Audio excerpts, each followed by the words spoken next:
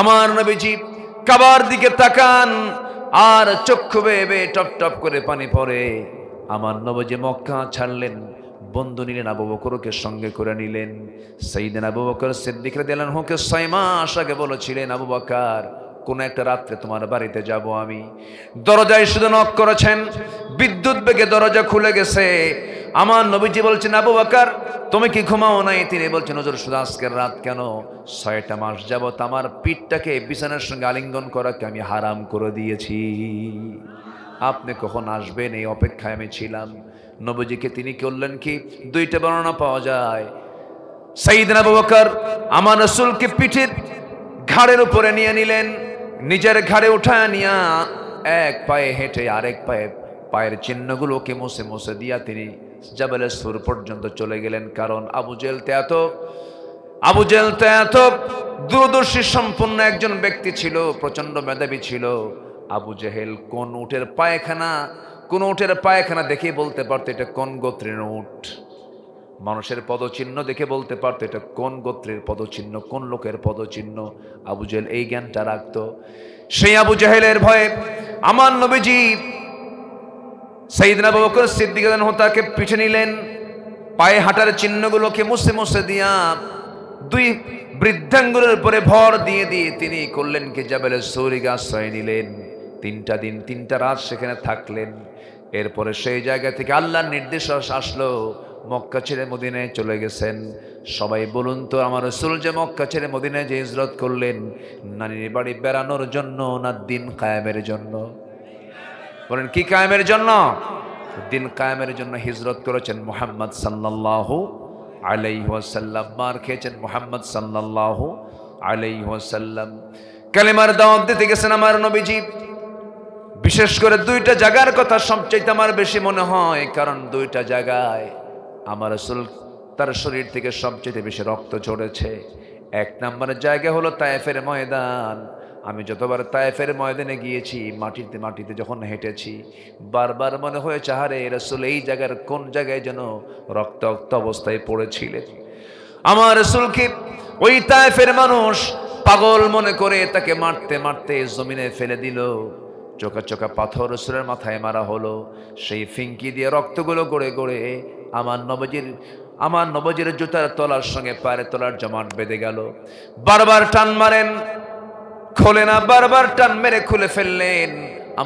আমার বন্ধুগণ রাসূলের এমন অসহায়ত্ব দেখে জিবরিল আমিন এসে বলছেন, ইয়া রাসূলুল্লাহি আপনি আজকে যা বলবেন তাই হয়ে যাবে। রাসূল বলছেন, জিবরাইল রে আমি যা ইচ্ছা তা বলবো না, কারণ এই লোকগুলো না বুঝে আমাকে মেরেছে, আমি এদেরকে আউযু বিল্লাহি মিনাশ শাইতানির রাজীম। বিসমিল্লাহির রাহমানির রাহিম।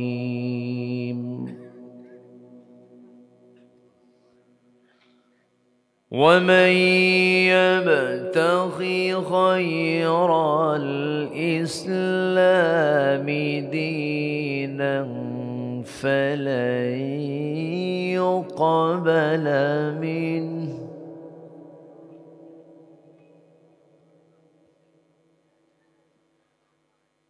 فلن يقبل منه وهو في الآخرة من الخاسرين.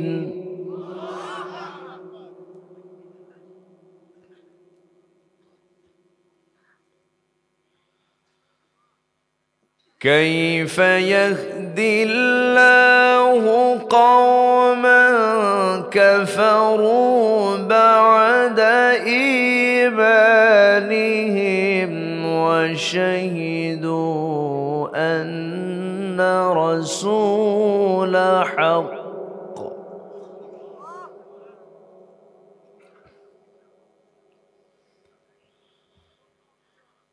أن الرسول حق وجاءهم البينات بالبينات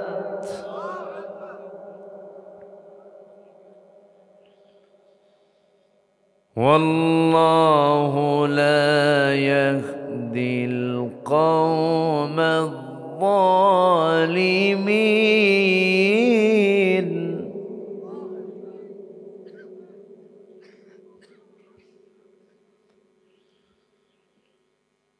الله أكبر. بسم الله الرحمن الرحيم.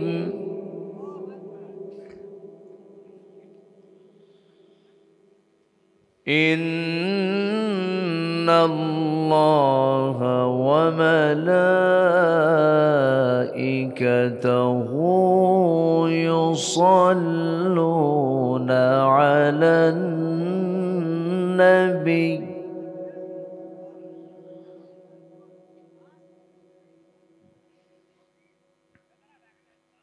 يا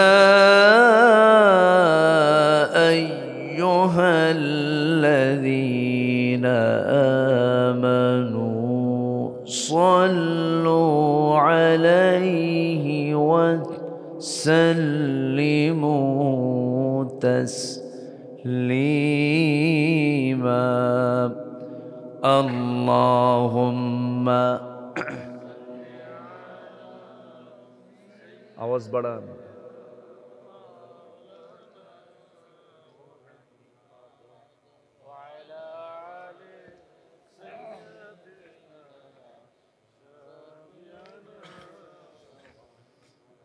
একটু মোহাম্মত দিয়ে নবীর প্রেমে মাতোয়ারা হয়ে জবান খুলে জোরালো কণ্ঠে সবাই বলুন আল্লাহুম্মা। মনিটর রাখেন না, মনিটর রাখেন না, কাছে দেওয়া যায় না।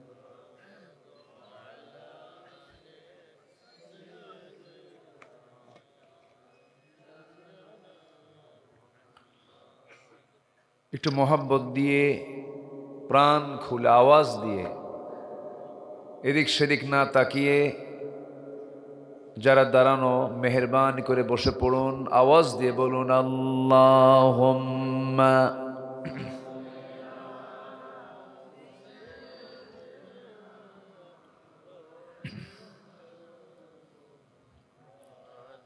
وعلى آل سيدنا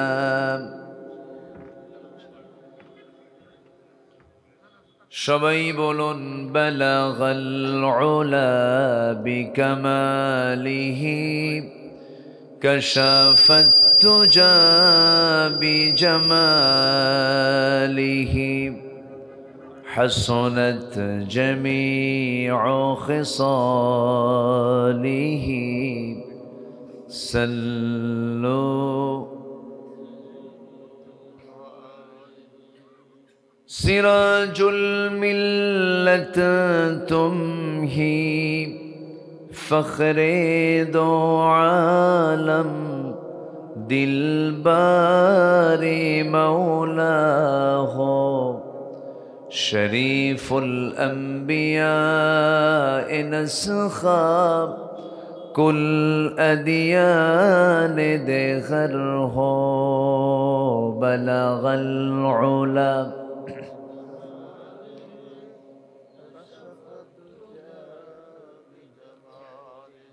حسنت جميع خصاله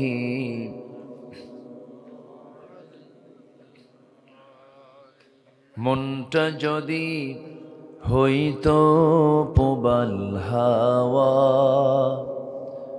হইতো যদি শুভ্র কবুতর, মেঘের ডানায় পাঠিয়ে দিতাম মদিনারি পথে, যেথায় আমার প্রিয় রাসূল ঘুমান নিরন্তর,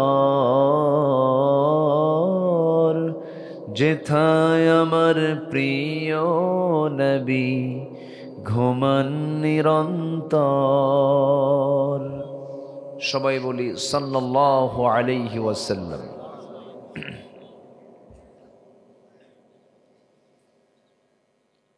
দিনাজপুর জেলার হাকিমপুর উপজেলার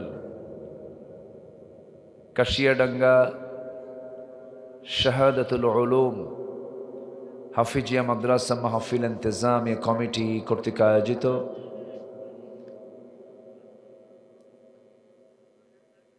8 ডিসেম্বর অনুষ্ঠিত আজকের এই মহৎ আয়োজনের সম্মানিত সুযোগ্য সভাপতি, বিশিষ্ট ব্যবসায়ী, অত্র প্রতিষ্ঠানের সম্মানিত সভাপতি জনাব আলহাজ আব্দুল বারী সাহেব, আজকের মাহফিলের বরেণ্য অতিথিবৃন্দ,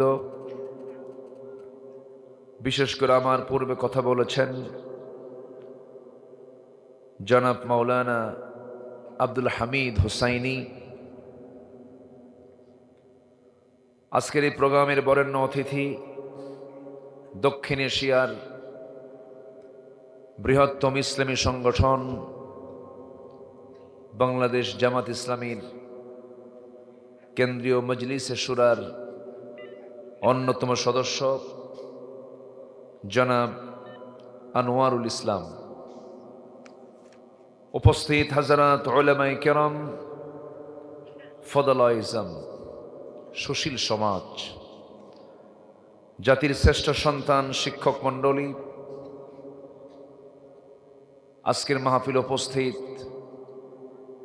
আজকের মাহফিলের সম্মানিত প্রধান আকর্ষণ, যাদেরকে নিয়ে আজকের এই সাজানো গোছানো বর্ণাঢ্য আয়োজন, কালিমার ঝান্ডাবাহী, তৌহিদের পতাকাবাহী, দ্বীন ইসলামের নরসারদুল বীর মুজাহিদ, প্রাণ প্রিয় সম্মানিত দ্বীনি ভাইরা, আড়ালে বসে আছেন শ্রদ্ধেয়া সম্মানিতা মা বোনেরা।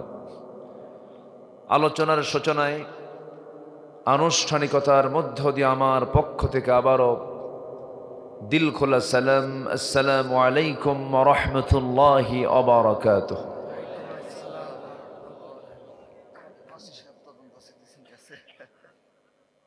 সবাই কেমন আছেন? আমাকে প্রশ্ন করলেন, আল্লাহ তাআলা আমাকে তো আপনার মতোই রেখেছেন, বলি আলহামদুলিল্লাহ। ইতিমধ্যে আমাদের মাঝে উপস্থিত হয়েছেন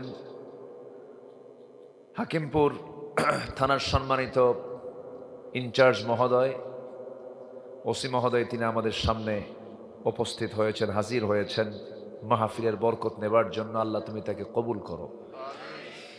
সম্মানিত হাজিরিন, ভালো কাজে আল্লাহ তাআলা সবাইকে মঞ্জুর করেন না, হতাশার কোনো দিক নেই। আমার আগ দিয়ে অনেকে অনেক কথা বললেন, কিচ্ছু না, আসতে পেরেছি জান্নাতের টুকরায় যারা, শুকরিয়া আদায় করছি, বলছি আলহামদুলিল্লাহ।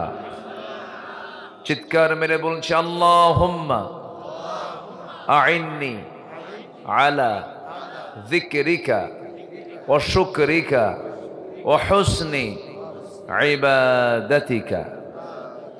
আমরা আল্লাহ তাআলার শুকর আদায় করে নিলাম। সম্মানিত হাজিরিন, একজন নবী ছিলেন যার নাম হলো সাইয়্যিদনা নূহ আলাইহিস সালাতু ওয়াস সালাম। তিনি এই পৃথিবীতে শুধু দাওয়াতি কাজ করেছেন 900 বছর। কত বছর? 900 বছর তিনি দাওয়াতি কাজ করেছেন। তাও দাওয়াতটা দিয়েছেন দাউতু কওমি লাইলা ওয়া নাহারা। তিনি বলেন, আমি দাওয়াত দিয়েছি মানুষকে দিনে এবং রাতে। 900 বছর। ইসলাম কবুল করেছে মাত্র 80 থেকে 90 জন। তার মধ্যে ছেলেও নাই, বউ নাই। ছেলেও নাই, বউ নাই, স্ত্রীটাও কথা শোনে নাই। তো ওনার কি দাওয়াত ব্যর্থ ছিল? ব্যর্থ ছিল না। হঠাৎ করে প্রচণ্ড শীত পড়েছে, একটি প্রতিকূল আবহাওয়ার একটা বৈরী ভাব। দূরের যে মানুষগুলো 15 মাইল 20 মাইল 25 মাইল দূরের মানুষগুলো যে আসবে, বলেন তো কেমনে সম্ভব? কঠিন তো। আজকে এখানে জায়গা হতো না, কিন্তু দূরের মানুষগুলো আসার সাহস পাননি। অনেক মহিলা মাহফিল হয়, আমি এসেছি তো এলাকায়, ডুগডুগি নাকি এসেছিলাম, মানুষ তো জায়গায় বসা ছিল না। তো এটা প্রতিকূল পরিবেশের কারণে এমনটা হয়েছে। তবে যারা এসেছেন মনে করে এক একজন বীর মুজাহিদের ভূমিকা পালন করেছেন, বলি আলহামদুলিল্লাহ। যেখানে যাদের হাত বের হয়ে আছে, পা বের হয়ে আছে, ঠান্ডা হয়ে আছে, একটা হিম শীতল অবস্থা। তো যাই হোক, আমরা এসেছি যারা, শেষ পর্যন্ত সবাই থাকতে রাজি আছি তো? আমাকে সময় দেওয়া যাবে তো ইনশাআল্লাহ? ভাবতেছিলাম যে পরিমাণ কুয়াশা আসতেছে, কিছুক্ষণ পর তো আমি দেখতেই পাবো না। এখন দেখি না, কুয়াশা আবার মনে হয় অনেকটা কমে গেছে, সরে গেছে। যাই হোক, দেখা যাক। আসুন আমরা এখন সোজা আলোচনার দিকে চলে যাই। আজকে আমার পাশে ওসি মহোদয় বসে আছেন, আলহামদুলিল্লাহ বলেন। আমি গত নভেম্বরের 7 তারিখ আমার একটা মাদ্রাসার প্রোগ্রাম ছিল, আমার ব্যক্তিগত একটা প্রোগ্রাম ছিল। রাজশাহী বিভাগের মাননীয় সম্মানিত ডিজি মহোদয়, ডিআইজি মহোদয় আলমগীর সাহেব, আমি ওনাকে বললাম, ভাইজান আমার মাদ্রাসা প্রোগ্রামে আসতে হবে। হুজুরদের দাওয়াত তো পাওয়া খুব কঠিন ব্যাপার, হুজুরা তো শুধু দাওয়াত খায়, এই দাওয়াতকে আর মিস করা যায় নাকি? উনি আমার মাহফিলে এসেছিলেন, কিন্তু এই চিত্র কিন্তু 16 বছর রাখতে দেয়নি। এই 16 বছরে বলুন তো, এই ওয়াজ মাহফিলে মানুষের চরিত্র খারাপ হওয়ার কথা না ভালো হওয়ার কথা? কোরআন শুনলে ইমানদারের ইমান কি মরে যায় না তাজা হয়? মরে যায় না তাজা হয়? তাজা হয়। একটু হলেও দিলটা কাঁদে, একটু হলেও আল্লাহর কথা এখানে আলোচনার কারণে দিলের মধ্যে একটা প্রতিক্রিয়া সৃষ্টি হয়। তাহলে একটি আদর্শ নাগরিক তৈরির জন্য, একটি আদর্শ সমাজ রাষ্ট্র গঠন করার জন্য এই মাহফিলগুলো যদি ঠিকভাবে যদি বাস্তবায়ন করা হয়, আলোচনাগুলো যদি বস্তুনিষ্ঠ হয়, এটা কি দেশের জন্য, সমাজের জন্য, রাষ্ট্রের জন্য ক্ষতিকর না উপকার? ক্ষতিকর না উপকার? উপকার। সম্মানিত ভাইয়েরা, বুঝি নাই আমি, বুঝলাম না আমি কেন যে তারা এটাকে ভয় পাচ্ছিলেন, কেন যে তারা এই মাহফিলগুলোকে তারা মনে করছিলেন যে আমাদের বিরুদ্ধে শক্তি। না, যুগে যুগে যারাই আসমানি কিতাবের বিরুদ্ধে অবস্থান নিয়েছে, ইতিহাসের আস্থা করে তারাই নিক্ষিপ্ত হয়েছিল। ফেরাউন আসমানি কিতাবে আগুন ধরিয়ে দিয়েছিল, নিজের ক্ষমতাকে পাকাপোক্ত করার জন্য নিজের বউকে পর্যন্ত খুন করেছিল। জানেন না ইতিহাস? জানেন না আপনারা? এই ফেরাউন পরিবারকে তছনছ করেছিল। 40,000 শিশু, ইউযাব্বিহুনা আবনাআকুম ওয়া ইস্তাহয়ুনা নিসাআকুম, 40,000 শিশুকে সে হত্যা করেছিল নিজের ক্ষমতাকে পাকাপোক্ত করার জন্য। তার নেশা ছিল ক্ষমতা, ক্ষমতা ছাড়া যাবে না। বিগত 16 বছরে যারা ছিলেন তাদেরও কি ছিল? আসতে কোন কেন ছিল? ছিল, ছাড়া যাবে না। না, ক্ষমতা দেওয়ার মালিককে আসতে বলবেন না, তিনি কে? আপনি কেন বলবেন ভিশন 2021 41? না, সব বলে দিবেন তিনি আমার কে। আসতে বলবেন তিনি আমার কে? আল্লাহ। তিনি কি পারেন? তিনি কি জানেন? তিনি কি দেখেন? তিনি কি বুঝেন? তিনি কি জানেন? অবশ্যই জানেন। তার কোনো কিছু বাস্তবায়নে চুল পরিমাণ কোনো সংশয় থাকে না, বিন্দু পরিমাণ কোনো দেরিও হয় না, শুধু সিদ্ধান্ত নিতে বাকি হয়, বাস্তবায়ন হয়ে যায়। আল্লাহ রাব্বুল আলামিন বলছেন, ইন্নামা আমরুহু ইযা আরাদা শাইআন আন ইয়াকুলা লাহু কুন ফায়াকুন। আমার আল্লাহ যখন কোন কাজের সিদ্ধান্ত নিয়ে নেন সময় লাগে না, শুধু বলেন কোন, সঙ্গে সঙ্গে তা হয়ে যায়। জোরে বলি সুবহানাল্লাহ। এখানে সব ঘরানার লোকই থাকতে পারেন, সমস্যা নেই। আপনি বিভিন্ন মত, বিভিন্ন পথ, বিভিন্ন চিন্তার হতে পারেন, কিন্তু আপনি অ্যাজ এ মুসলমান হিসাবে কোরআনটা মানার দরকার সবার আগে না সবার পরে? বলেন বলেন বলেন, সবার আগে না সবার পরে? সবার আগে। কোরআন যা বলবে ইমানদারের বক্তব্য হবে সেটাই আমার কথা। কোরআন যা বলবে আমি তাই বলবো। কোরআন যা আদেশ করবে আমি তাই করব। কোরআন যা নিষেধ করবে আমি সেটাই নিজের জীবন থেকে মাইনাস রাখবো। এটাই তো ঈমান। এটা কি ঈমান? কিন্তু দুঃখ হলো আমাদের সমাজে কিছু লোক আছেন কোরআনটাকে তার মতো করে বুঝতে চান, কোরআনটাকে তার মতো করে মানতে চান। সব আয়াতকে উনি মানবেন না, ওনার বেছে বেছে যা তার কমন পড়বে তা মানবেন, আর বাকিগুলো মানবেন না। এই চেতনার লোক মনে হয় আমার দেশে নাই। আসতে বলবেন না, আছে না নাই? আছে। আমার বন্ধুগণ, আংশিক মানার নাম ইসলাম নয়। আংশিক মানবেন না তা হবে না।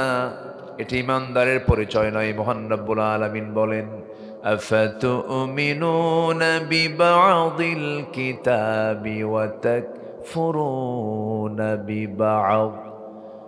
তুমি কিতাবের কিছু অংশ মানবি আর কিছু অংশ মানবে না, তা হবে না। তোমাকে পুরোপুরি মানতে হবে।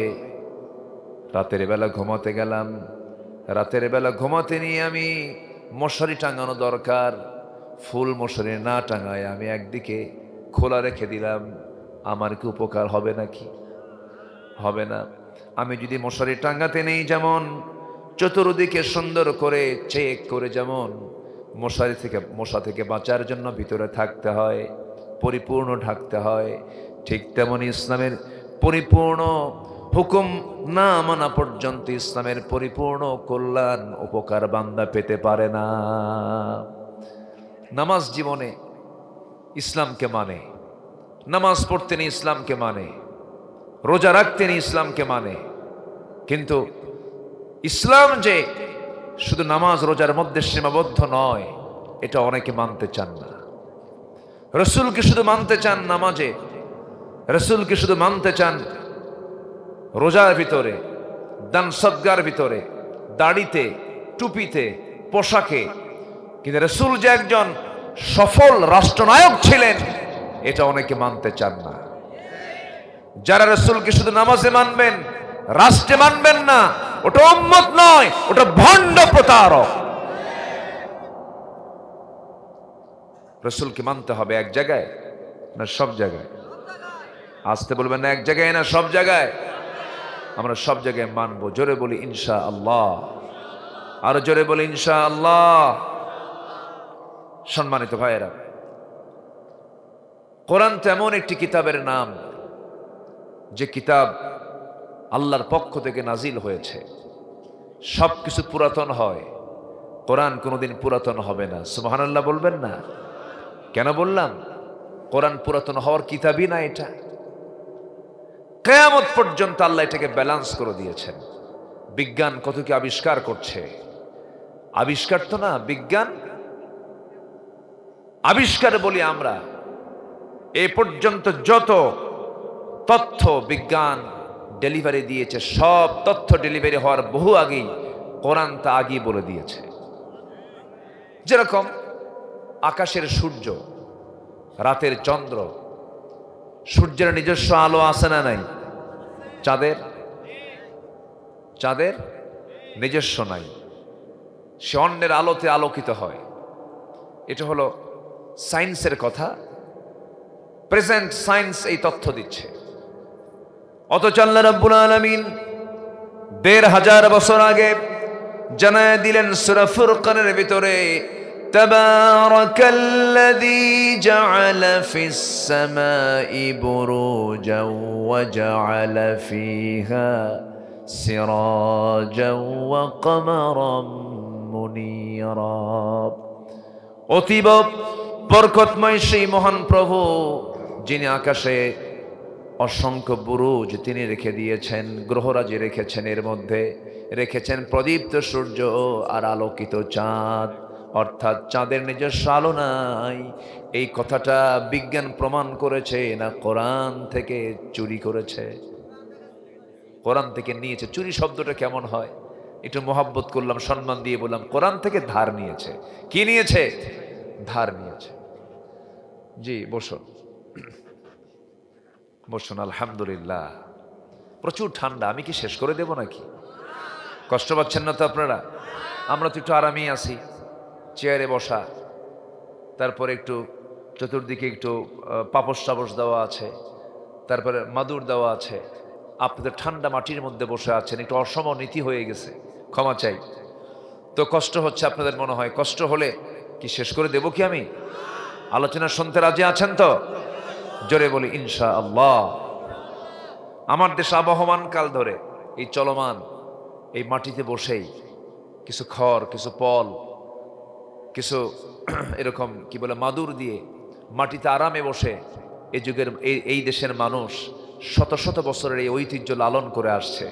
এই সিস্টেমটা চালু আছে, এটা একটা সৌন্দর্য আছে। আছে না নেই বলেন তো? আছে। সম্মানিত ভাইয়েরা, আসুন আমরা ধীরে ধীরে আলোচনার দিকে চলে যাচ্ছি, গভীরের দিকে আমরা চলে যাচ্ছি আস্তে আস্তে। তাহলে বিজ্ঞান যা তথ্য দেবে, বিজ্ঞান তথ্য দিতে ভুল করলেও কোরআন তথ্য যা দিয়েছে এর মধ্যে কোনো ভুল কেউ প্রমাণ করতে পারবে না। বিজ্ঞান দিয়ে কোরআন যাচাই হবে না, বরঞ্চ কোরআন দিয়া বিজ্ঞান যাচাই হবে। বিজ্ঞান বলল একবার পৃথিবী নয় সূর্য ঘোরে, আবার বলল না সূর্য না পৃথিবী ঘোরে, ওদের মাথায় ঘোরে। ঠিক আছে না? কি করে? ওদের মাথায় ঘোরে। আমার বন্ধুগণ, আসলে কোরআন যে কত আপডেট তথ্য দিয়েছে, শুধু সায়েন্স এবং কোরআন নিয়ে কথা বললে পরে ঘন্টার পর ঘন্টা চলে যাবে।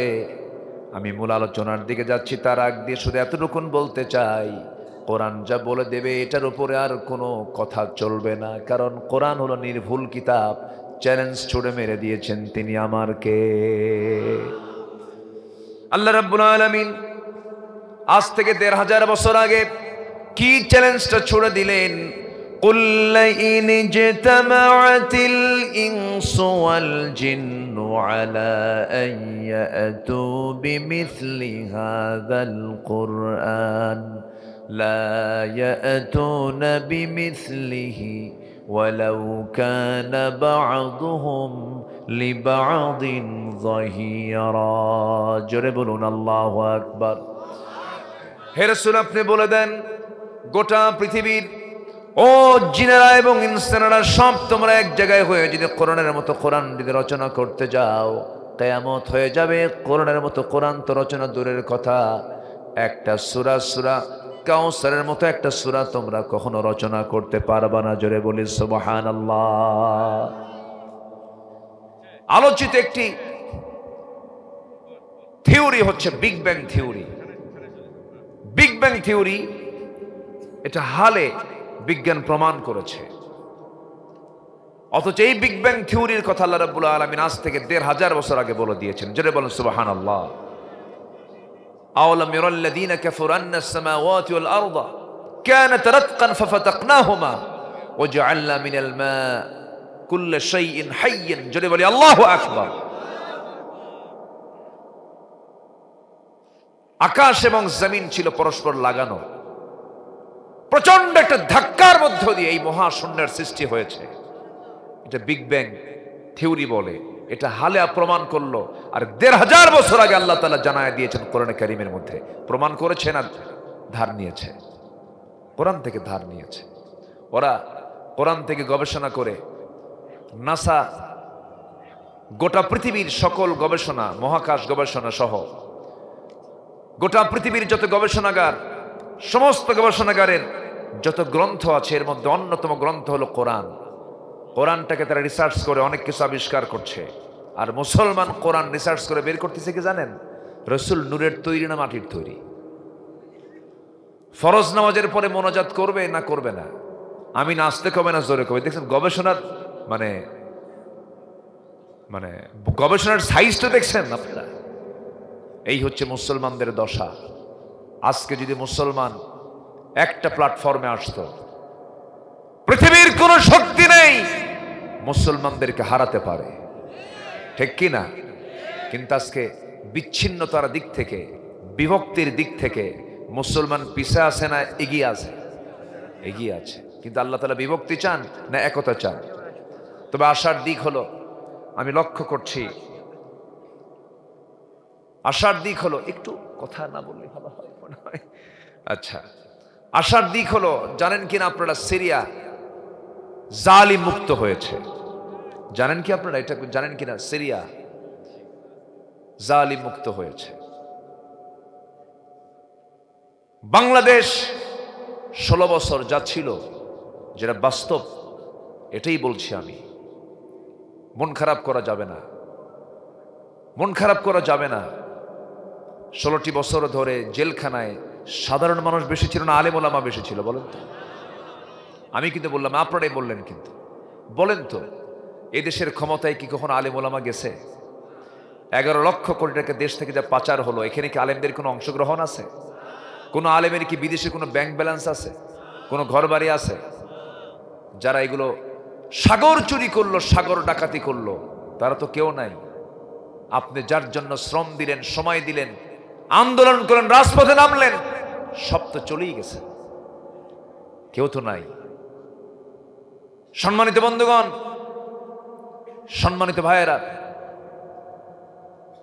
আলেমদের কি দোষটা ছিল বলেন? তারা শুধু হক কথাটা বলার চেষ্টা করেছেন, কোরআন থেকে কথা বলেছেন।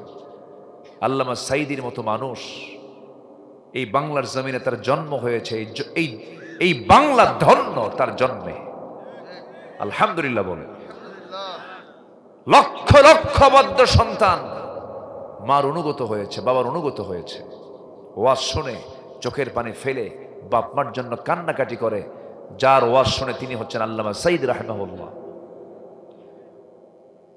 তাকে ভালোবাসেন এমন কোন লোক নাই। কি দোষটা ছিল তার? 13টা বছর জাতির খেদমত করতে পারতেন, কথা বলতে পারতেন, মানুষকে মোটিভেশনাল কথা বলে ভালো করতে পারতেন, কোরআনের কথাগুলো বলতে পারতেন। 4 শিখের দেওয়ালে তাকে আটকিয়ে রাখা হলো। শেষ পর্যন্ত 13ই আগস্ট 2023-এ চিকিৎসার নাম করে সুস্থ মানুষকে ধরে এনে হসপিটালে ভর্তি করায়া একটা হার্টের রোগী বানায়া দিল পয়জনিং করে। গতকাল আমি তার ছেলে শামীম বিন সাঈদীর সাথে একসাথে প্রোগ্রাম এক জায়গায় ছিল। উনি বললেন, আমার আব্বাকে তো পরিকল্পিতভাবে হত্যা করা হয়েছে। আমরা তাফসীর মাহফিলের এই ময়দান থেকে সুস্পষ্টভাবে জানান দিতে চাই, এই মহান ব্যক্তির হত্যার সঙ্গে যারা জড়িত প্রত্যেকেই চূড়ান্ত শাস্তি তাদের বিরুদ্ধে নিশ্চিত করা হোক। রাজি আছেন কারা কারা? হাত উঁচু করে দেখা।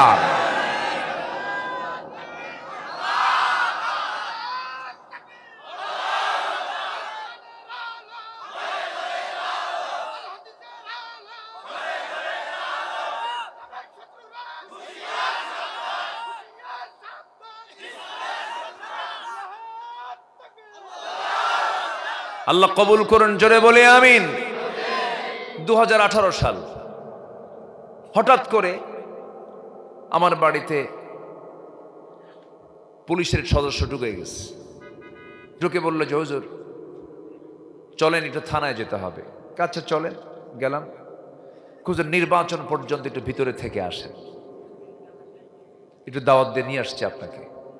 কিচ্ছু করার নাই হুজুর, আমি আপনার ওয়াজের খুব ভক্ত, আমি আপনার ওয়াজ শুনি, কান্দি, খুব ভাল লাগে, কিন্তু কি করবেন, চাকরি বাঁচান তো ফরজ। আমি বললাম ইমান বাঁচান তো নফল। আমারে নিয়ে মামলা দিয়ে জেলখানায় ঢুকায় দিল। জেলখানায় ঢুকলাম, এক মুরব্বী বাবা যে আমারে দেখে সালাম একখান দিয়ে বলে, হুজুর আপনি জেলখানায় ঢুকছেন? খুব খুশি হইলাম। তো বললাম, খুশি হলেন আপনি কেন? কেউ ওয়াজে মাহফিলে যাই, অনেক দূর থেকেও আপনার ওয়াজ শুনি, মুসাফা করতে পারি না, একটু আলিঙ্গন করতে পারি না, একটু গল্প করতে পারি না। আপনি এত সুন্দর করে আমার সামনে এসে ধরা পড়লেন, এ তো আনন্দের সংবাদ। থাকলাম। আমি তাকে বললাম, চাচা আপনার এই বুড়া বয়সে আপনি এই জায়গায় কেন? বলে, বাবাজি আমার এই হাত দিয়া নাকি বোমা মারছি, বোমা। 85 বছর বয়স। কেন এই চিত্রায়ন কেন করা হলো? শুধুমাত্র একটাই কারণ, ক্ষমতাকে পাকাপোক্ত করার জন্য। কিন্তু না, ক্ষমতার মালিক আপনি নন, ক্ষমতার মালিক তিনি কে? আসতে বলবেন না কে?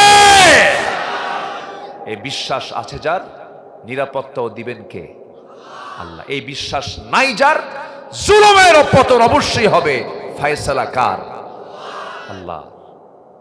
কি পাওয়ার! সে পাওয়ারফুল লোকগুলো কোথায় আজকে? ফেরাউন আছে? ফেরাউন কয় আমি সবচেয়ে বড় রব। আল্লাহকে থাম, সময় আসুক, পানিতে চুবায়া মারবো। মারেন নাই? মারছেন কিনা বলেন? নমরুদ কয় আল্লাহ কই, কে তোরে ন্যাংরা মশাদে বিদায় করবো। করেন নাই? ন্যাংরা মশাদে বিদায় করেন নাই? করেছেন। কত বড় দাপুটে নেতা ছিল, কেউ টেকে নাই। জুলুম দিয়া টেকা যাবে না, জুলুম আল্লাহ পাক সহ্য করেন না। তাহলে কোরআন কি শুধু ধর্মীয় কিতাব? মানে শুধু ধর্মীয় কিতাব না পরিপূর্ণ কিতাব? ধর্মীয় কিতাব না পরিপূর্ণ কিতাব? যা চান আপনি সব এর মধ্যে আছে, কোনো কিছু বাদ নাই। আপনি প্রশাসন চালাবেন, কোরআন দিয়ে চালান। কোরআন যথেষ্ট প্রশাসনের পরিচালনার পদ্ধতি কোরআন জানিয়ে দিয়েছে। আপনি একটা ল্যাবরেটরি চালাবেন, কোরআন বলে দিয়েছে। আপনি কোরআন দিয়ে জজ কোর্ট চালাবেন, ফৌজদারি দণ্ডবিধি সব আছে এর মধ্যে।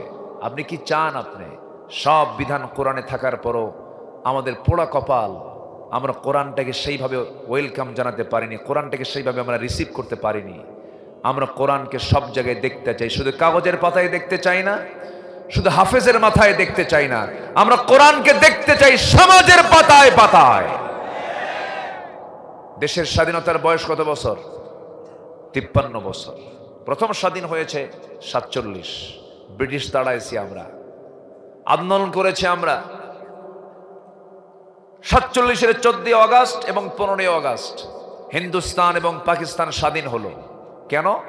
হিন্দু মুসলিম এক জাতি নয়, এই ভিত্তিতে হলো না। আবার 71 আন্দোলন হলো, আবার স্বাধীন হলাম। 53 বছর পার হয়েছে। এই 53 বছরে কেউ চালিয়েছেন 25 বছর, কেউ চালিয়েছেন 16 বছর, কেউ চালিয়েছেন 9 বছর, কেউ চালিয়েছেন মাঝখান দিয়া মঈনুদ্দিন ফখরুদ্দিন সব মিলে 2-3 বছর। সব তো মুসলমানই ছিলেন, সবার ধর্মের নাম ইসলাম ছিল। কিন্তু কেউ কি ইসলাম দিয়ে সমাজ রাষ্ট্র চালাইছে? আজ তো চালাইছে?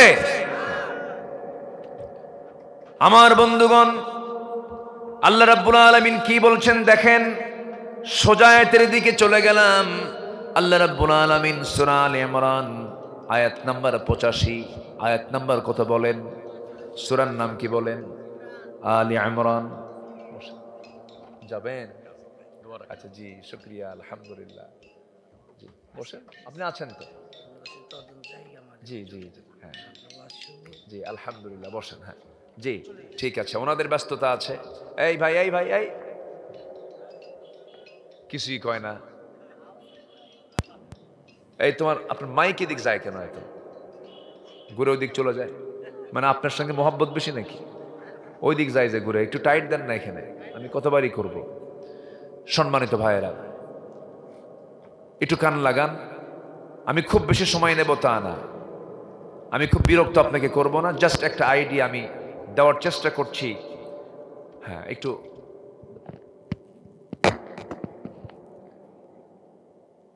আরো তো বেশি যায়, তো বাঁকা করলেন কেন? সোজা করেন, পিছনে করেন। হ্যাঁ হ্যাঁ হ্যাঁ, দেন ওখানে লাগায় দেন।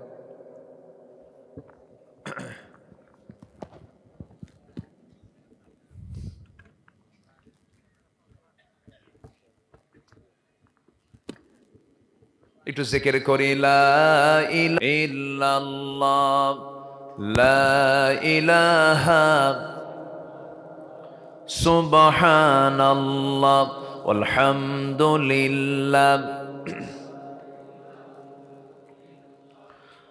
লা ইলাহা ইল্লাল্লাহ মুহাম্মাদুর রাসূলুল্লাহ সাল্লাল্লাহু আলাইহি ওয়াসাল্লাম।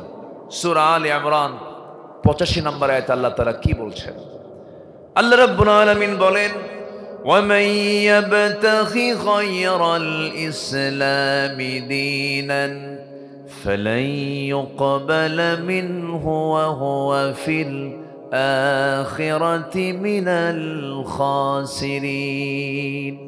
যারা জীবন বিধান হিসাবে ইসলামকে ছেড়ে দিয়ে অন্য কোনো তন্ত্র মন্ত্র ইজম দলকে গ্রহণ করবে, আল্লাহ বলছেন ফালাই ইউকবালা, তার কোনো কিছুই তা থেকে গ্রহণ করা হবে না।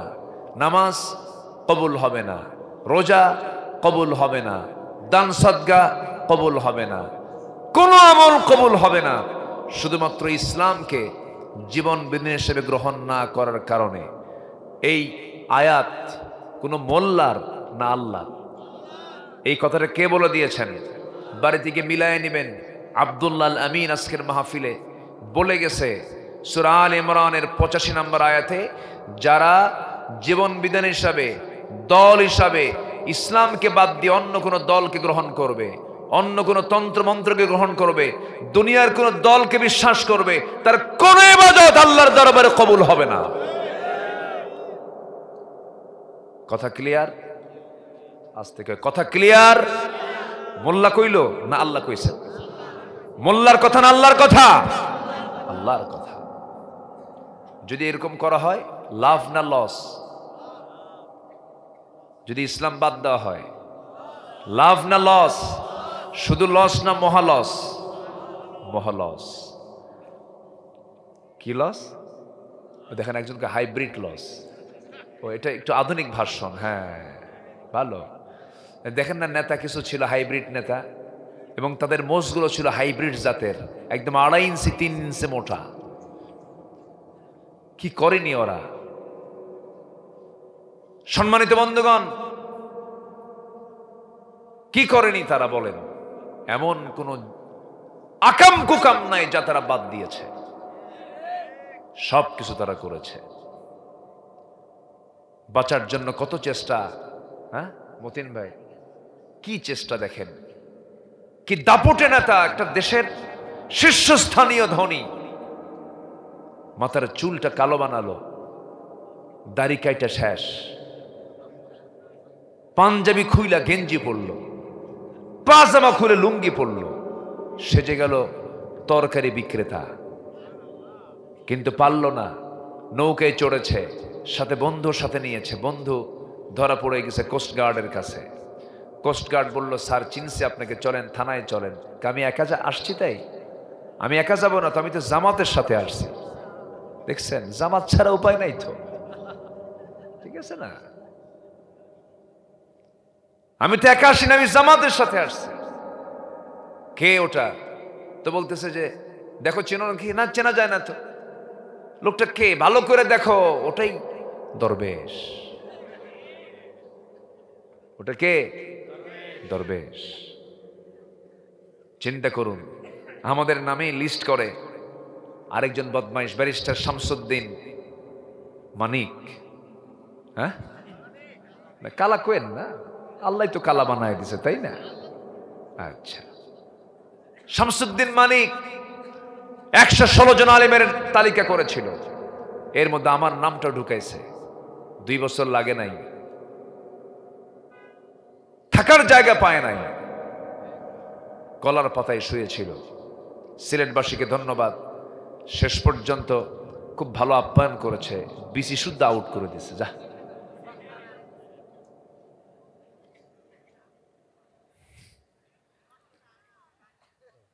ওরা তালিকা করেছে আমাদের, এখন সময় এসেছে আমাদের তালিকা করা ওদের ব্যাপারে, ঠিক কিনা?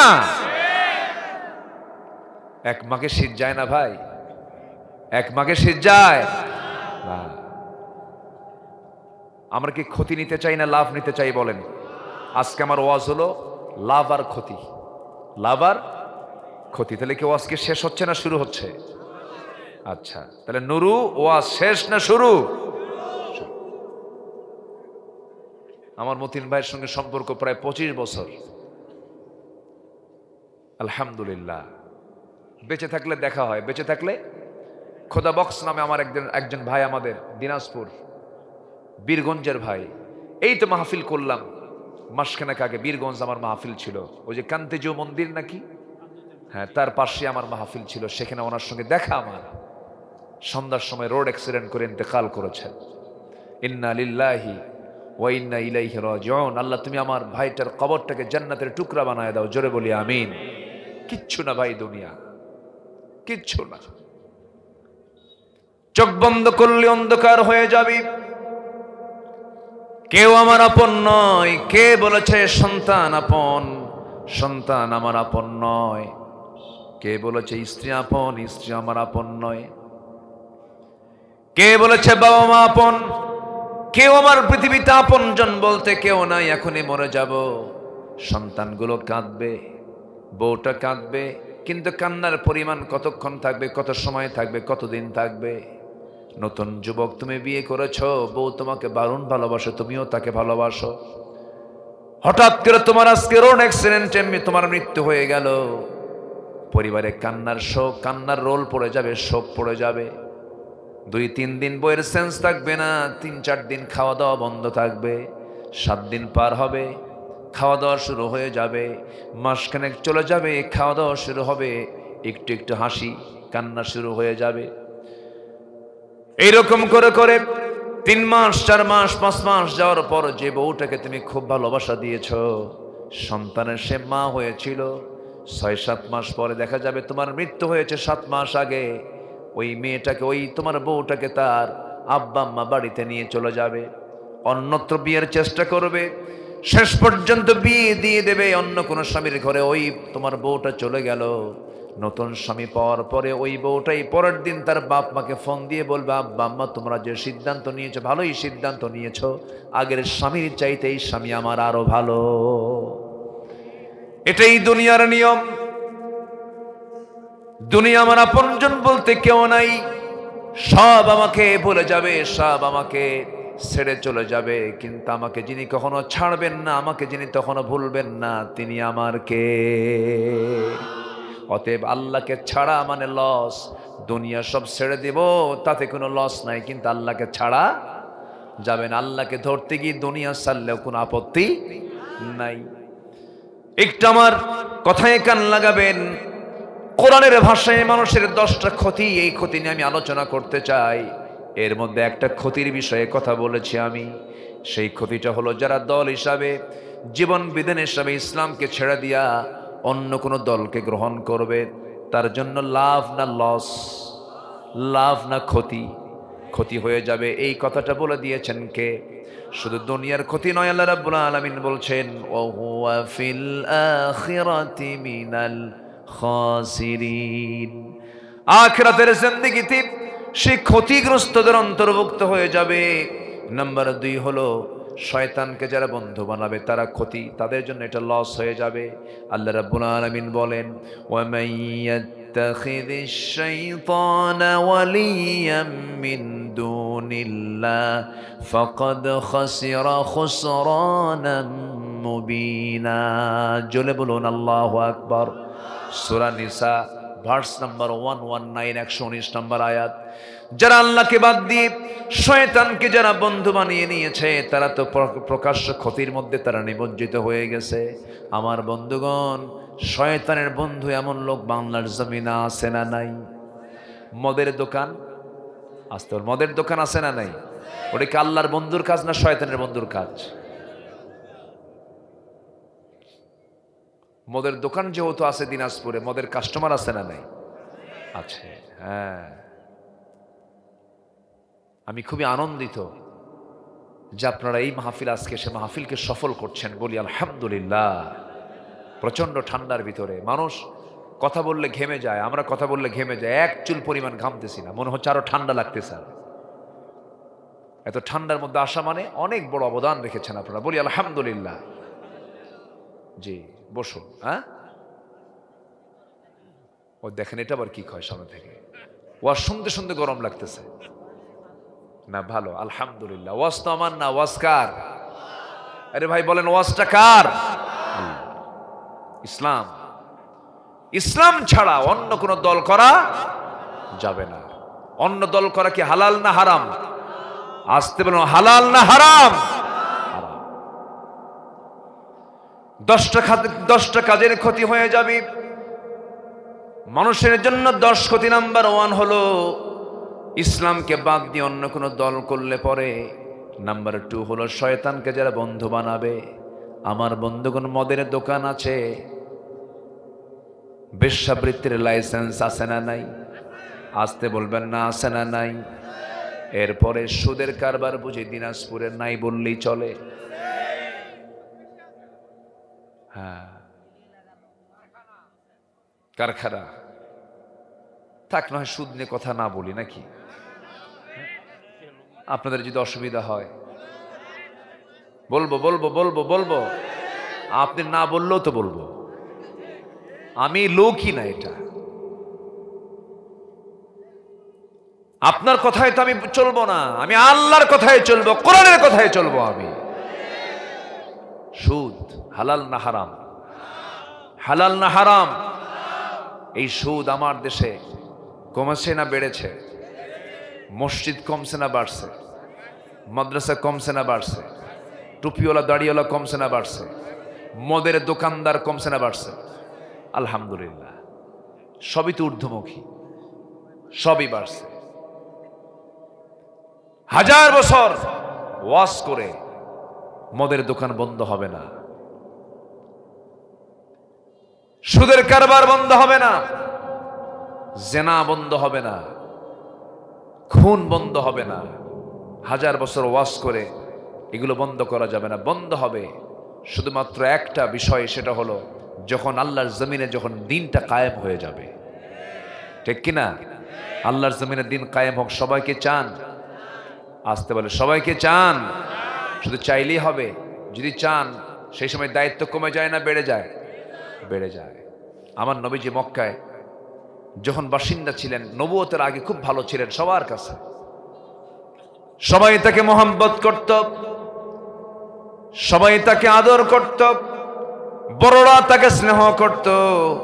আমার নবীর কাছে যখন সত্য প্রকাশ পেয়ে গেল, যখন আমার নবীজি কালিমার বাণী যখন পেয়ে গেলেন, আল্লাহর কালাম যখন তার কাছে নাজিল হওয়া শুরু হয়ে গেল, নবীজি যখন সেই কালিমার দাওয়াত ওই মক্কার বাসিন্দাদের মাঝে যখন তিনি উপস্থাপন করলেন, আমার নবীজি এমন কোন গালি নাই যে গালি আমার নবীজির দাওয়াবাদ ছিল। নবীজিকে পাগল বলা হলো, জাদুঘর বলা হলো, প্রতারক বলা হলো, নতুন ধর্মের প্রবর্তক বলা হলো, জাদুঘর বলা হলো, কবি বলা হলো। এত কিছু বলার পর আমার নবীজি ক্লান্ত হলেন না, আমার নবীজি হতাশ হলেন না। কারণ ইমানদারদের জন্য সবচাইতে বড় উপকার হলো কার সাহায্য? ওয়া আনতুমুল আ'লাউনা ইন কুনতুম মুমিনিন। জোরে বলুন আল্লাহু আকবার। আমার ভাইয়েরা, আমার নবীজি শেষ পর্যন্ত হকের দাওয়াত দিতে গেলেন, মক্কায় টিকতে পারলেন না। মক্কা থেকে রাসূলকে কুরাইশরা হত্যার সিদ্ধান্ত নিয়ে নিল। চূড়ান্ত সিদ্ধান্ত হয়ে গেছে, রাসূলকে দুনিয়া থেকে তারা বিদায় করবে। আল্লাহ পাক আমার রাসূলকে হিজরতের অর্ডার দিয়ে দিলেন। আমার নবীজি ছিলেন কাবার বাসিন্দা, আমার নবীজি টিকতে পারলেন না, মক্কা ছেড়ে হিজরত করে মদিনার পথে রওনা করবেন। আমার নবীজি রাতের বেলা যখন ঘর থেকে বের হবেন, বের হওয়ার সময় সামনে লক্ষ্য করে দেখেন শত্রুরা তার অস্ত্র হাতে নিয়ে দাঁড়ায় আছে, তার দিকে তাকায় আছে। আমার নবীজি শুধু হাতের মধ্যে কিছু এক মুষ্টি বালি নিলেন, একদিকে নিক্ষেপ করলেন। সেই বালুর প্রত্যেকটা কণাগুলো প্রত্যেকটা শত্রুর চোখে চোখে আমার আল্লাহ পৌঁছায়া দিলেন। ঝনঝন করে তরবারি হাত থেকে পড়ে গেল। নবীজি সেই জায়গা থেকে আস্তে করে বের হলেন, কাবার দরজার সামনে দিয়ে যান, আর চোখের পানি ফেলে ফেলে কান্দেন আর বলছেন, কাবা, তোর সঙ্গে আমার 53টা বসন্ত পার করলাম, আমার বড় শখ ছিল তোর সঙ্গে বাকি জীবন থেকে যাব, কিন্তু তোর প্রতিবেশী ভালো না, আমাকে হত্যার হুলিয়া জারি করেছে। আমার নবীজি কাবার দিকে তাকান, আর চক্ষু বেয়ে বেয়ে টপ টপ করে পানি পড়ে। আমার নবজি মক্কা ছাড়লেন, বন্ধু নিলেন, আবু বকরকে সঙ্গে করে নিলেন। সাইয়েদনা আবু বকর সিদ্দিক রাদিয়াল্লাহু আনহুকে 6 মাস আগে বলেছিলেন, আবু বকর কোন একটা রাত্রে তোমার বাড়িতে যাব আমি। দরজায় শুধু নক করেছেন, বিদ্যুৎ বেগে দরজা খুলে গেছে। আমার নবীজি বলছেন, আবু বকর তুমি কি ঘুমাও নাই? তিনি বলছেন, হুজুর শুধু আজকের রাত কেন, 6টা মাস যাবত আমার পিঠটাকে বিছানার সঙ্গে আলিঙ্গন করাকে আমি হারাম করে দিয়েছি।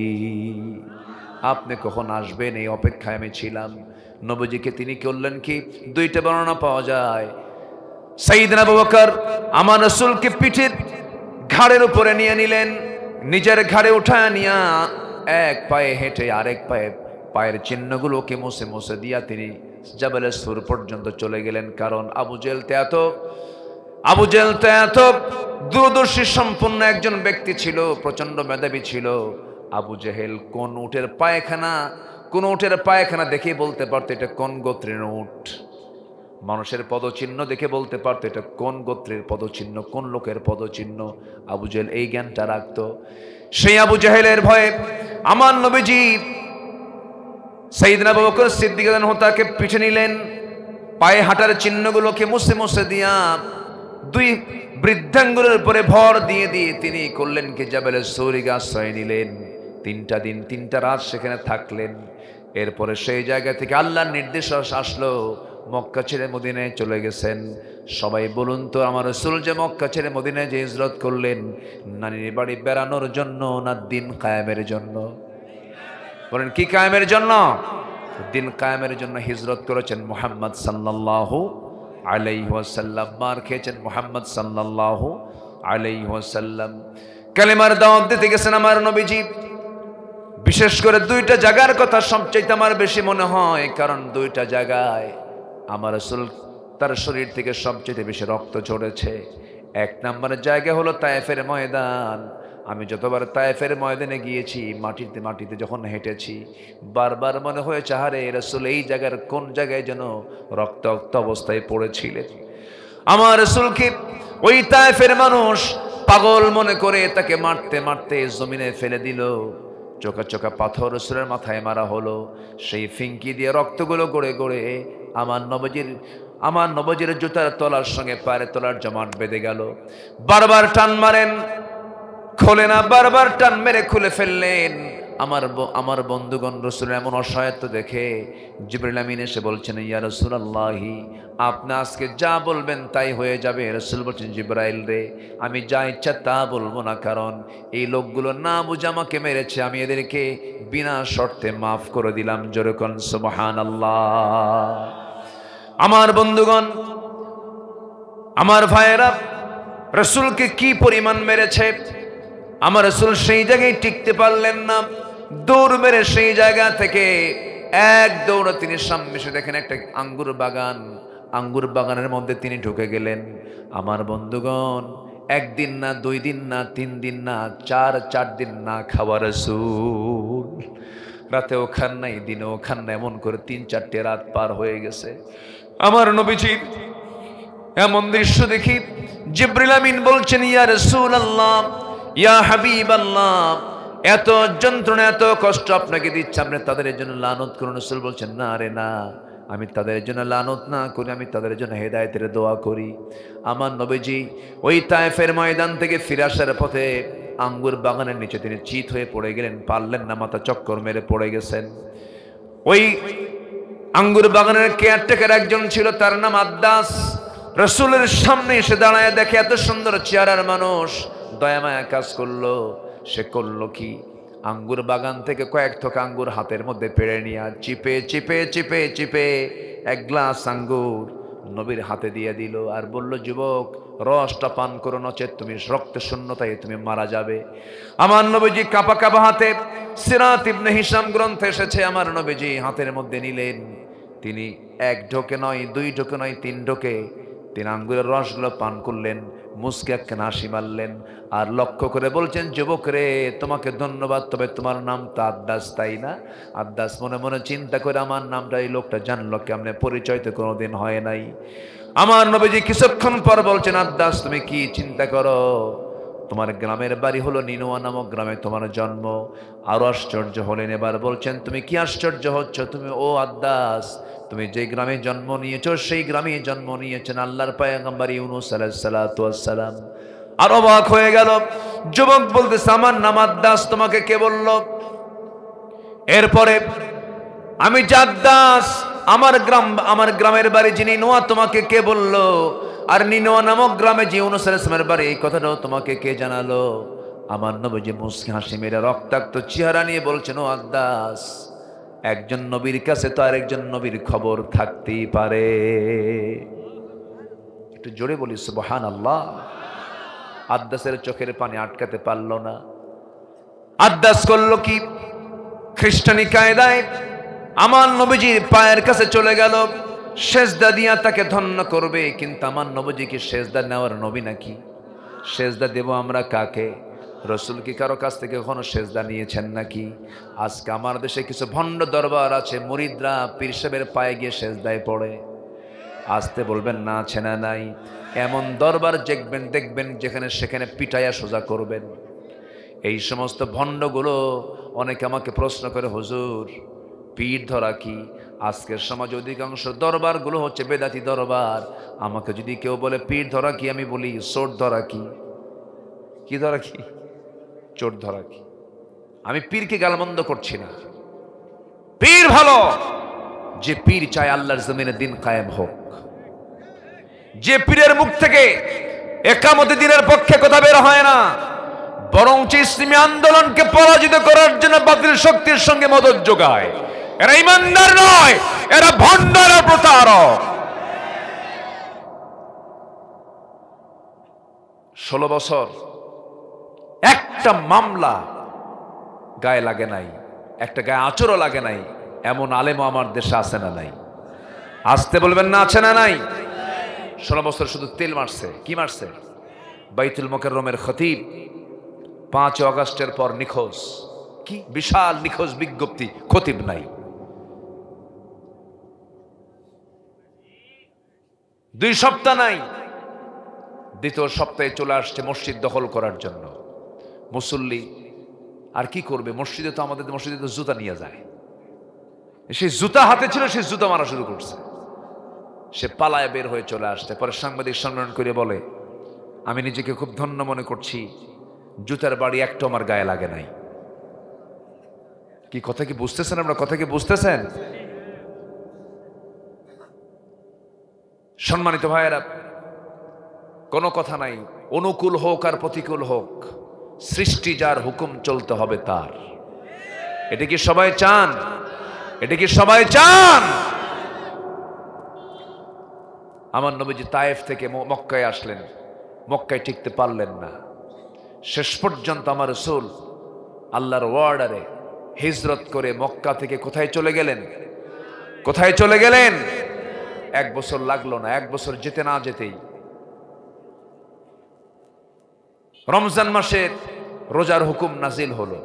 সাহাবীরা প্রথমবার রোজা রাখলেন। কিবার? প্রথমবার। যে বছর রোজা ফরজ হয়েছে ওই বছরে তারা রোজা রাখা শুরু করেছেন। 1 বছর যেতে না যেতেই আমার নবীজি সেখানে ক্ষুদ্র একটি মদিনার রাষ্ট্র তিনি গড়ে তুলেছিলেন। কিন্তু সেই জায়গায় গিয়ে করলো কি?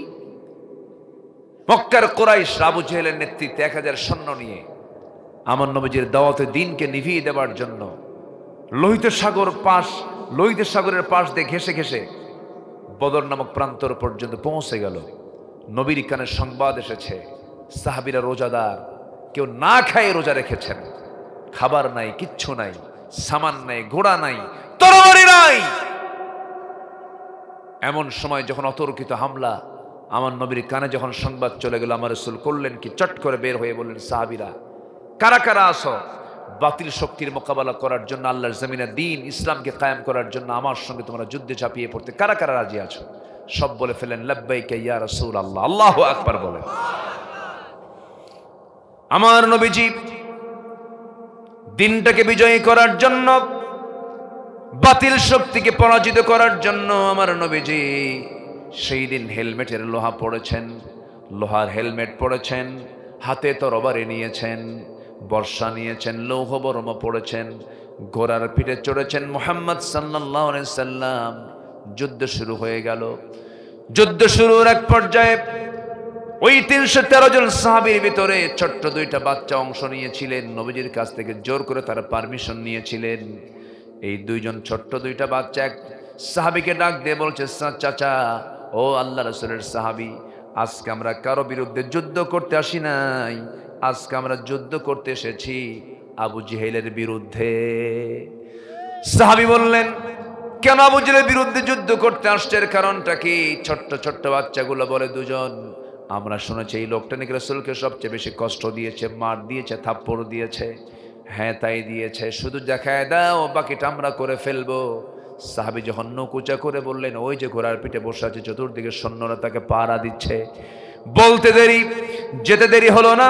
সিংহের মতো গর্জন দিয়া, বাজ পাখির মতো উড়ন্ত হয়ে দৌড় মেরে দুজন আবু জেহেলের দুই পাশে দাঁড়ায় গেছে। ঘোড়ার পিঠে দুই পাশ ছেড়ে দিয়ে বসে আছে, কোনো কথা নেই। সজোরে ছোট্ট দুইটা সাহাবী, ছোট্ট দুই ভাই, একটু বড় একটু ছোট, দুজন মিলে এমন জোরে দরবারে দিয়া দুই পায়ে আবু জেহেলের দুইজন আঘাত যখন মেরে দিয়েছেন, ওই যে আবু জেহেল ধরাশয়ী হয়ে ঘোড়ার পিঠ থেকে পড়ে গেছে।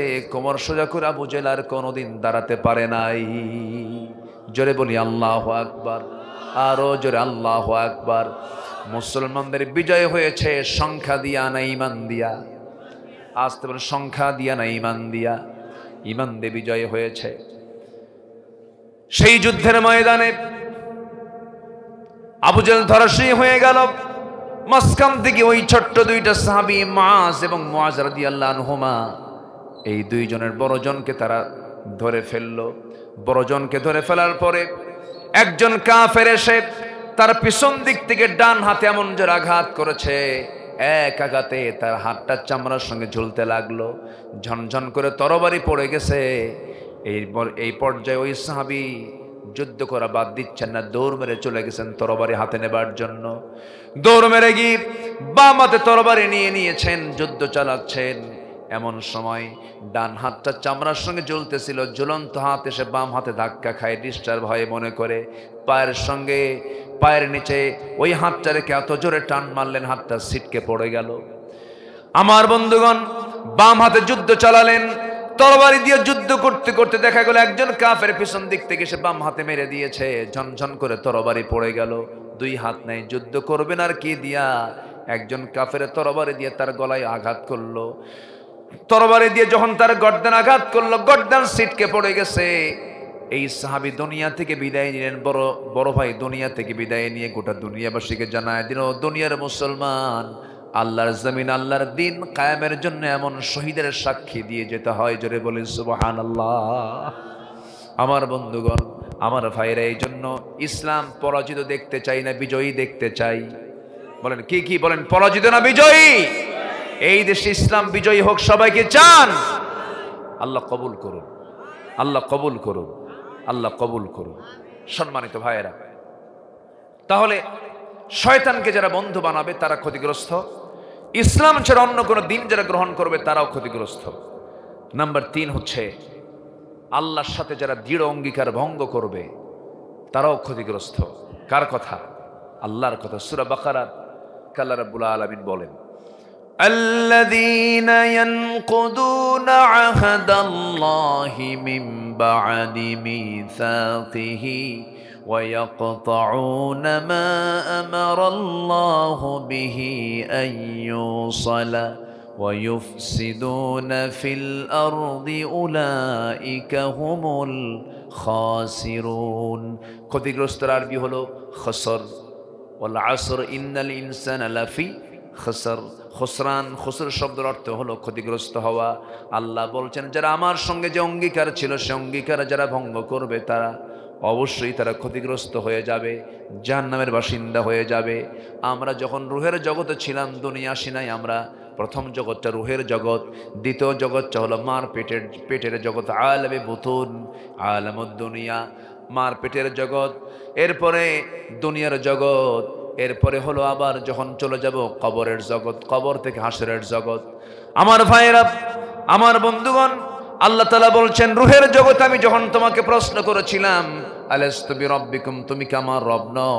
সেই সময় তুমি বান্দা আমাকে বলেছিলে হ্যাঁ, ক্বালু বালা, তুমি আমার রব।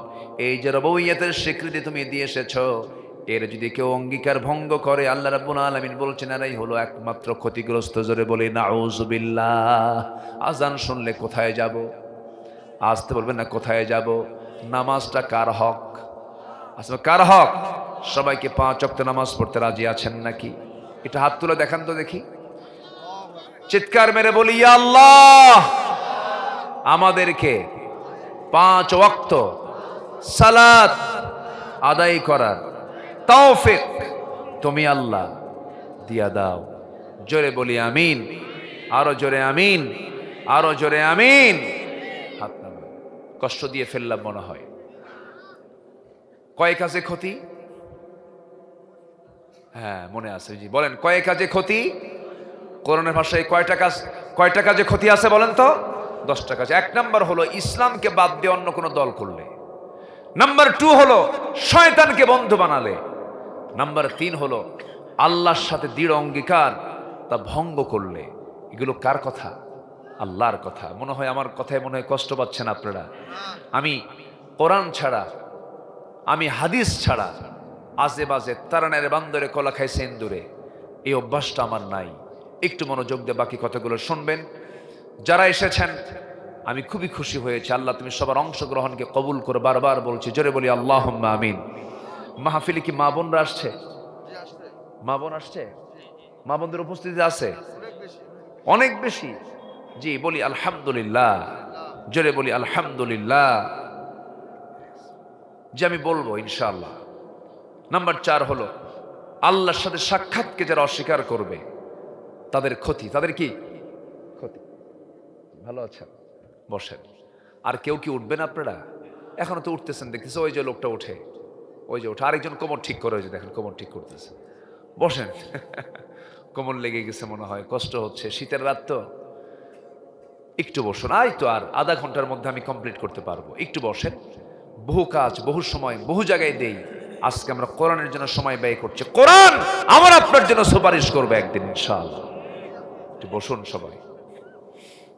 আল্লাহর সঙ্গে যারা সাক্ষাৎকে অস্বীকার করবে তারা ক্ষতিগ্রস্ত। আল্লাহ নিজে বলছেন। আল্লাহ রাব্বুল আলামিন বলেন, قد خسر الذين كذبوا بلقاء الله। ওই সমস্ত বান্দাগুলো ক্ষতিগ্রস্ত যারা আল্লাহর সঙ্গে সাক্ষাৎকে যারা অস্বীকার করেছে। হুজুররা কয় কিসের সাক্ষাৎ হবে? এই জাতীয় চিন্তা যারা করবে তারা হলো ক্ষতিগ্রস্ত। নাম্বার 5 হলো সরল পথ থেকে বিচ্যুত হয় পার্থিব জীবনে যাদের প্রচেষ্টা ব্যর্থ হয়েছে। এই সমস্ত বান্দাগুলো ক্ষতিগ্রস্ত। কুল হাল নুনাব্বিউকুম বিল আখসারিনা আমালা। জোরে বলুন আল্লাহু আকবার। নাম্বার 6 হলো আল্লাহর পথ থেকে বিচ্যুত হয়ে নিজে এবং পরিবার বর্গকে ক্ষতিগ্রস্ত করা। এই সমস্ত বান্দাগুলো ক্ষতিগ্রস্ত হবে। ফা'বুদু মা শি'তুম মিন দুনি কুল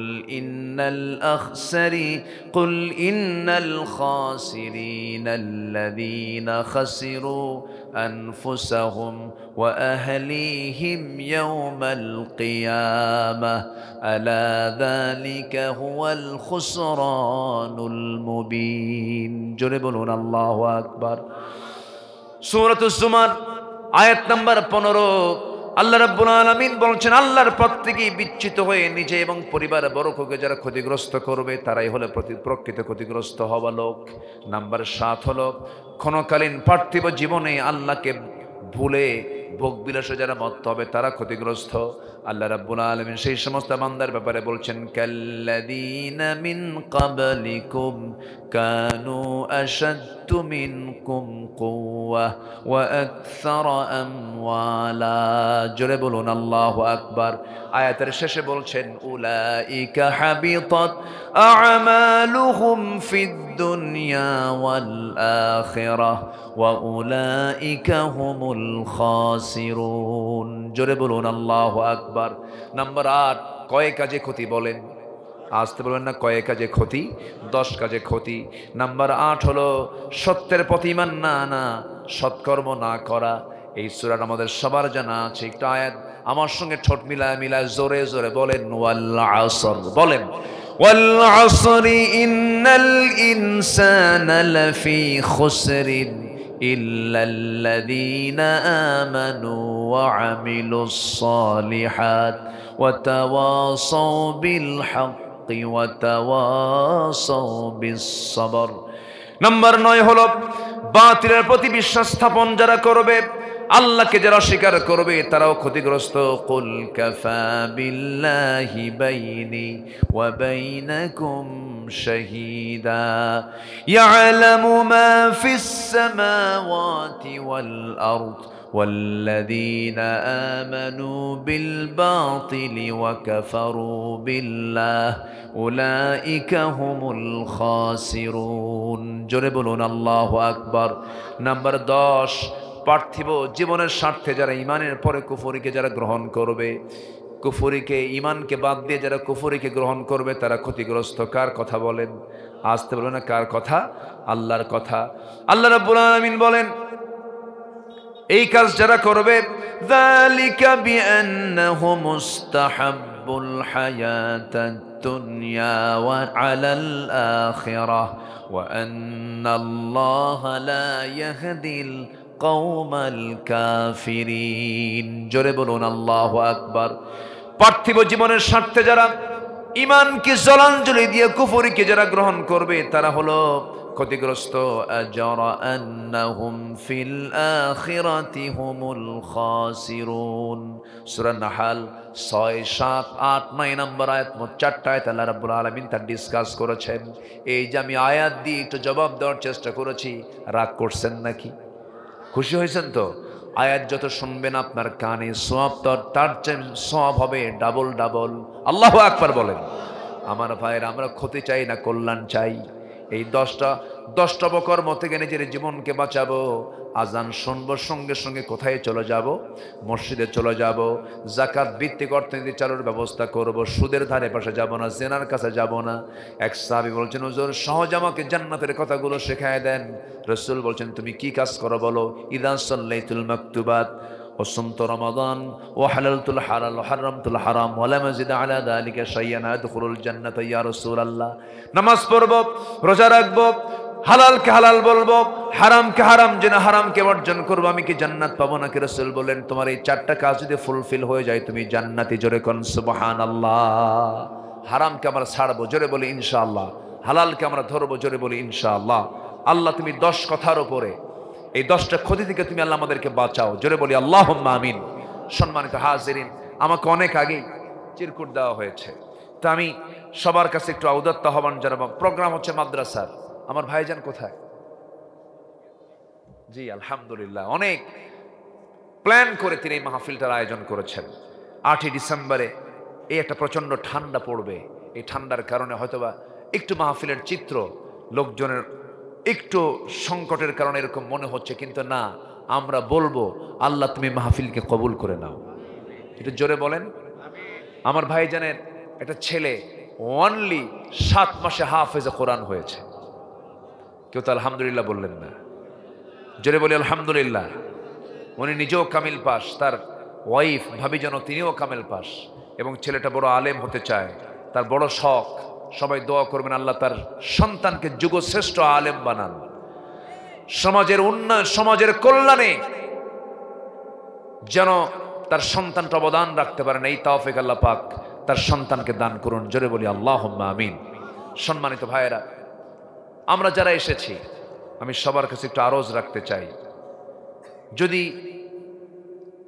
মাদ্রাসার জন্য, দ্বীনের জন্য কিছু দেওয়া যায়, এটি কি লস প্রজেক্ট না লাভের প্রজেক্ট? বলেন তো। লাভের প্রজেক্ট। অনেকেই দিয়েছেন। আমি আবার কালেকশনে খুব একটা বেস্ট না, আমার এই ফাংশন খুব কম আসে। তা আবার যদি শুরু করি, মেয়ের আবার নাকের ফুল কানের ফুল সব দিয়ে যাবে। ও দেখছেন আল্লাহু আকবার কইছে একজন, তার তো লক্ষণ তো ভালো দেখতেছি।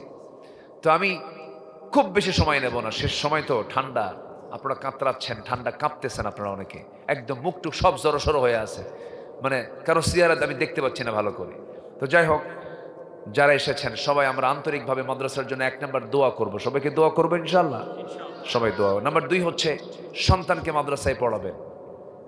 আমি যতটুকু বুঝেছি, গোটা দুনিয়ার অনেক জায়গায় সফর করেছি, ঘুরেছি, দেখেছি, দিন শেষে যে তার রবকে না খুঁজে পায় তার চাইতে অশান্তি এই দুনিয়াতে কেউ আর ভোগ করে না।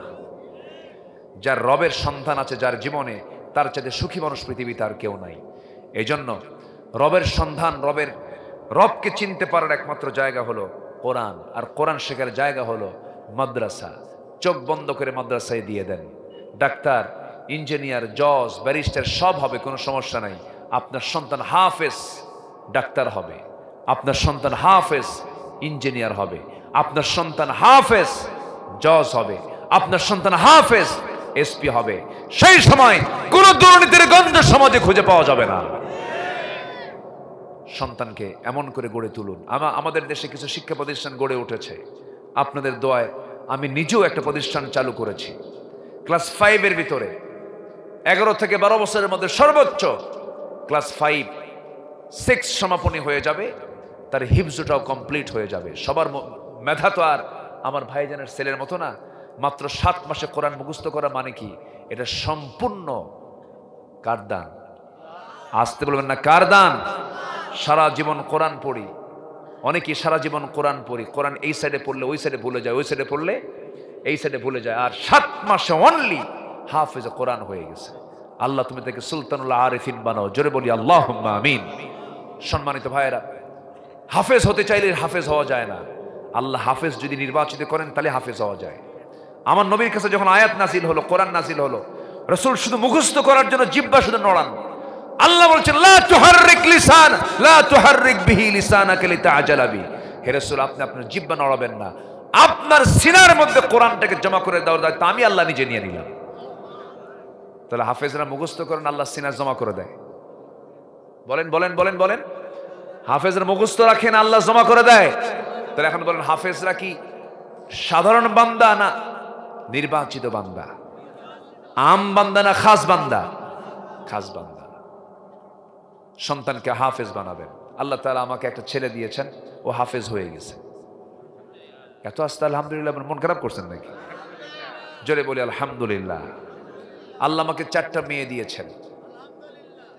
এখানে শুধু জোরে জোরে আসছে, কিন্তু এখানে কোনো আওয়াজ নাই। মানে মনে মনে চিন্তা করছে বিয়ে দিবেন কেমনে, নাকি এই চিন্তা করতেছেন আপনারা? মেয়ে তো আমার, আপনার তো চিন্তা নাই, সমস্যা কি? বলেন না আলহামদুলিল্লাহ।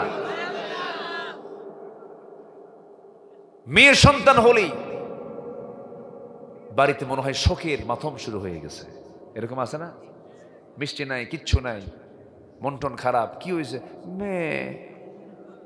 আর যদি হয় ছেলে, কি ছেলে, ভাবসাব মনে হয় এখনই 10 লাখ টাকা চায় বসে আছে না? নাই না, ছেলে হোক মেয়ে হোক বলে ফেলবো আলহামদু, আরো জোরে আলহামদুলিল্লাহ। আল্লাহ সবাইকে দিন মেনে, দিন বুঝে দিন মেনে চলার তৌফিক দান করুন। জোরে বলি আল্লাহুম্মা আমিন।